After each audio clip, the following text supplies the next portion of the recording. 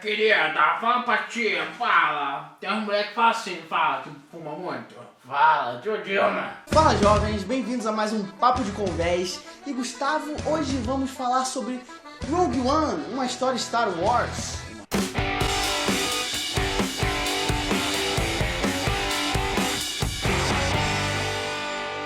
A gente fez aqui um vídeo de o que esperar de Rogue One. O Gustavo também fez a crítica já do filme. E a gente agora vai dissecar um pouquinho, falando com spoilers, né? Porque já deu tempo do pessoal assistir o filme. E mais como fã. Esse é um vídeo mais com olhar de fã. Crítica mais tecnicamente, você pode clicar no cardzinho aí. Uma crítica melhor, de um olhar mais profissional. E se você já acompanha a gente, curte nossos vídeos, deixa o seu like aqui embaixo para dar aquela ajuda, né?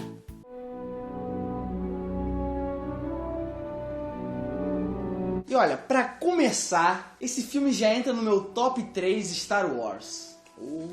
A história a gente já sabia o que queria acontecer, né? A gente já sabia do final, na verdade. Todo mundo morre. Isso aí. Mas uma coisa que a gente conversou bastante nesse meio tempo aí que a gente assistiu o filme e tal, é um meio. O que importa, na verdade, não é o final, mas sim um meio, né? De como foi levado até o final. E, curiosamente, o meio do filme é a parte que eu senti...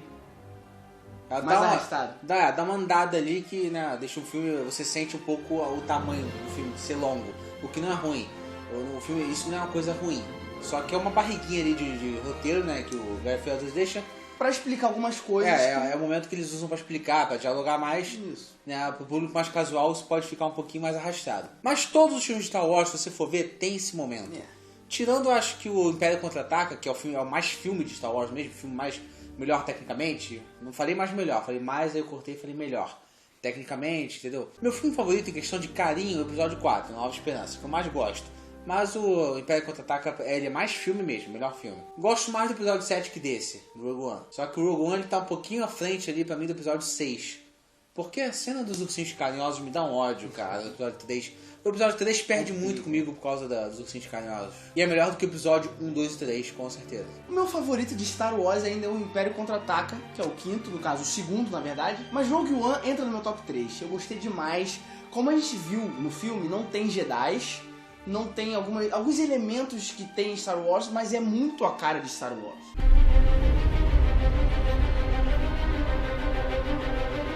Eu gostei muito, inclusive, dos personagens, cara. Eu acho que eles conseguiram dividir bem. Eles conseguiram apresentar cada personagem como eles poderiam apresentar da melhor forma. A gente tinha um carinho, um certo carinho por cada personagem, mesmo sendo uma apresentação pequena, porque eram vários para um filme de 2 horas e pouca. O que é complicado porque você sabe que eles vão morrer. Só que o Garfield, ele não faz um trabalho muito cuidadoso, muito carinhoso em relação a desenvolvimento de personagem. O personagem começa do filme de um jeito e termina de outro. Eles começam vivos e terminam mortos. Mas, tipo, evolução de personalidade, características não tem. Mas não é a proposta. Não é a proposta. E nem precisa ser assim. O que evolui, o que é desenvolvido nesse filme é a missão deles. Que é a coisa mais importante do filme, na verdade. Porque nenhum deles deixa um legado citado em nenhum outro filme, entendeu? Ninguém fala de Jyn Erso, ninguém fala de Force Whitaker, nem nada. Não falam nem de Rogue One, na verdade. Só que a gente sabe, né, que o filme veio depois, eles não tinham essa ideia, não sabiam que isso ia acontecer, então não tem problema. Isso a gente releva tranquilamente. Tem elementos neles que são melhores, são superiores aos filmes clássicos de Star Wars. Até porque efeitos visuais, essas coisas, a gente já tem uma evolução bem grande, né? A gente já viu isso no próprio set, né? O Despertar da Força. We've a mission for you. A major weapons test is imminent. We need to know how to destroy it.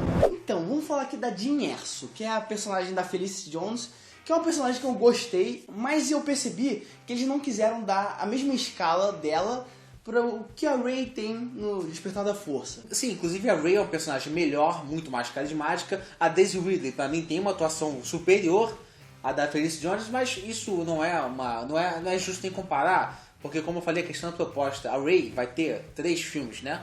E a Rey é uma personagem para ser constante. Ela não é o personagem principal da franquia. A Felicity Jones, a Jyn Erso, é a personagem principal do filme. De um filme só. Em um filme que a gente sabe que ela vai morrer. Então, claro, a gente desenvolve uma empatia com ela. Chega a ter um clima ali, né, com o Diego Luna. Só que Ainda bem que não teve romance, eu acho que não é Não era a proposta, pede, né? Não pede isso. E Star Wars só soube desenvolver bem um romance. Só tem um romance bem desenvolvido ali na mitologia de Star Wars. Leia e Han Solo. Sim, porque na verdade George Lucas, né, que foi tentar desenvolver o romance mais importante de Star Wars, ele não soube fazer. Gustavo, Diego Luna é esse que eu gostei dele, cara, no filme. Ele é um personagem imponente. Ele matou, cara, no início do filme, matou um personagem por dificultar a situação que ele tava criando ali. Sim, um personagem que mostrou um lado da rebelião, né, da Aliança Rebelde. Pra uma coisa maior, você tem que fazer algumas coisas, às vezes, que não é da sua índole até. E foi a primeira cena dele, né? Foi a cena de apresentação dele, então você já conhece o personagem fazendo isso. Então você vê que já é uma proposta mais madura, mais dramática do que qualquer outro filme. E o personagem é carismático também. O ator, eu acho que ajudou bastante também na construção. A carisma dele é aquela carisma de anti-heroísmo, né? Isso. Porque o cara, ele não é, engraçadão, ele não é Harrison Exatamente, Ford, né? isso aí. Ele não é... Porque muitos falavam, esse vai ser o Han Solo do Rogue One. Nada a ver com o Han Solo. Só a arminha, né?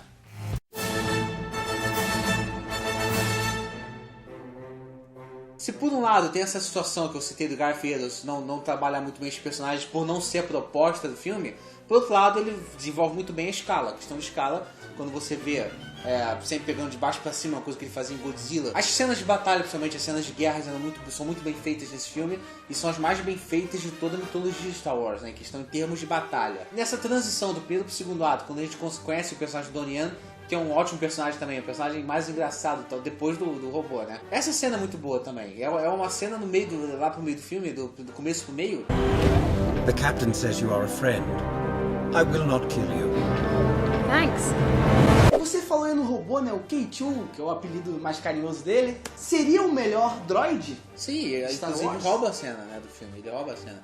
E sim, ele é o melhor do droid, sim. Com certeza é. Sim, ele é o alívio cômico, mas ele também serve pra muitas outras coisas no filme, como os outros droids de Star Wars, na verdade. Mas como você tava falando do Donnie Yen aí, tem uma cena especificamente no filme, que é a cena que fala da cegueira dele, que foi, eu acho que a parte que eu mais ri, É a a cena que eu melhor mais piada ri. do filme.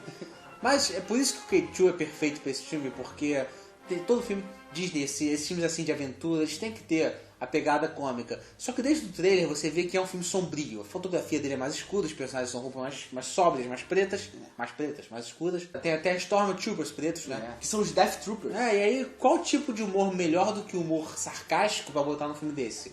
Que era uma preocupação, como é que eles vão desenvolver a Disney, né? Isso.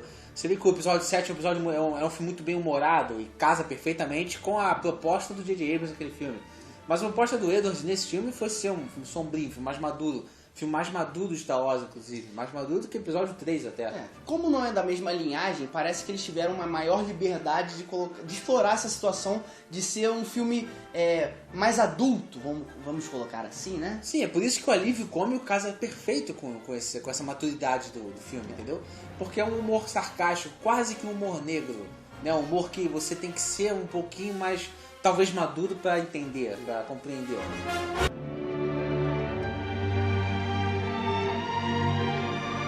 Aquele personagem do piloto, cara, eu gostei, ele foi o ponto de partida, ele foi bem apresentado, bem explorado.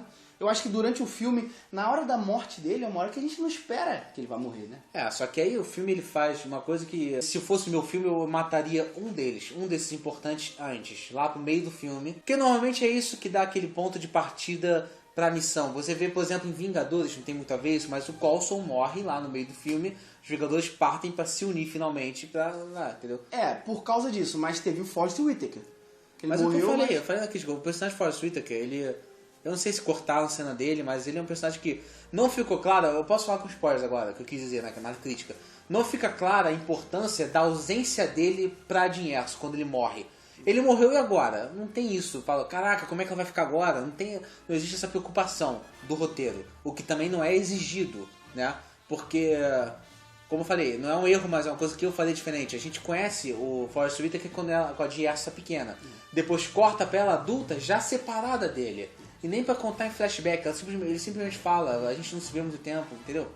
Então o roteiro não exige uma preocupação grande com o personagem Forrest Whitaker. Eles fizeram em computação gráfica alguns personagens, Gustavo, né? Refizeram, né? Refizeram, que foi uma surpresa quando eu vi assim de cara. Foi uma surpresa pra mim. Lógico, dá de leve, se você forçar um pouquinho, dá pra você perceber que é computação gráfica, mas aquilo ali é genial, né? Aquilo ali é quase perfeito, é muito bem feito. Pra quem não sabe o que eu tô falando, é do General Tark. Não, fizeram também da Leia, né, no final, que a gente já vai chegar lá.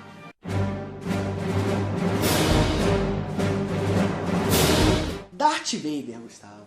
Darth Vader, ele está em sua forma esplêndida nesse filme. Ele já chega chegando com uma fumaça abrindo pra ele, que a gente já tinha visto essa cena no trailer, né? Ah, pra quê, né? Não precisa. Imagina se ninguém soubesse, cara, Darth Vader. Mas tem que vender o filme, né? Tem que vender, mas de repente daquela forma que ele apareceu no primeiro trailer, fosse melhor, a respiração. E uma cena boa essa primeira cena dele.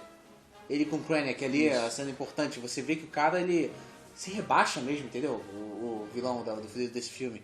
Ele fala, pô, vai falar com o Imperador, né? Falando com o Darth Vader. Darth Vader, como é que é? E, cara, isso que eu achei... Todas as cenas de Darth Vader desse filme são fodas. Mas essa primeira, a gente precisa falar dela também.